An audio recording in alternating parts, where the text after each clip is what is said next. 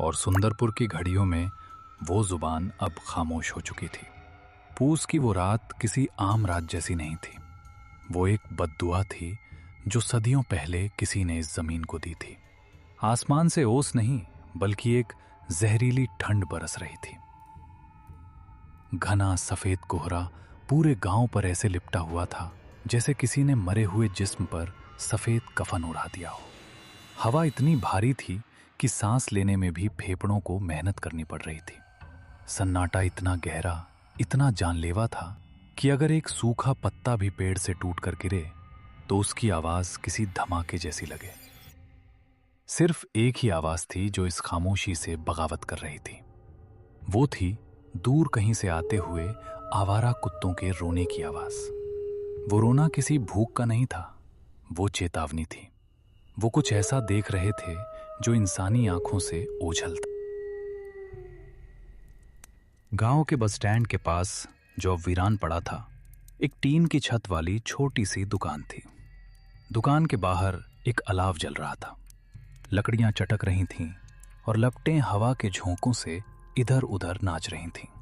अलाव के चारों तरफ लोग बैठे थे, लेकिन फिर भी उनके हाथ कांप रहे थे। ये कंपकपी ठंड की वजह से कम और खौफ की वजह से ज्यादा थी। काका, क्या आपको लगता है लखा जिंदा होगा? जिंदा?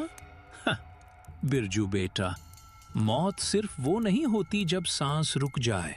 मौत वो भी होती है जब रूह जिस्म छोड़ दे पर जिस्म चलता रहे। लखा कल रात अपनी गाय ढूंढने गया था ना। मैंने कहा था, लखा, अगर तू उस सरहद के पार गया तो वापस सिर्फ तेरा नाम आएगा, तू नहीं। अपशकुन, देखो आग भी चाय नहीं पी रही आज। काका, आपको पता है ना आज क्या है? आज अमावस है। मेरी दादी कहती थी कि जब चांद आसमान से गायब होता है तो सिंगा हवेली की मालकिन, वो नर्तकी चंद्रमुखी, अपनी नींद से जागती है। आज की रात हवा का रुख हवेली से गांव की तरफ होता है। सुना है आज भी वो अपनी टूटी हुई पायल पहनती है। अरे बस करो दीनू भाई, क्यों डरा रहे हो?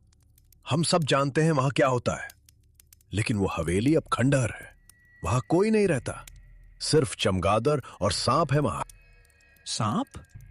रघु, सांप सिर्फ काटते हैं, जान लेते हैं, लेकिन वो हवेली, वो जान नहीं लेती, वो यादों को पी जाती है।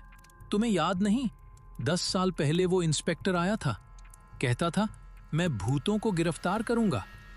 अगली सुबह वो इंस्पेक्टर हवेली के आंगन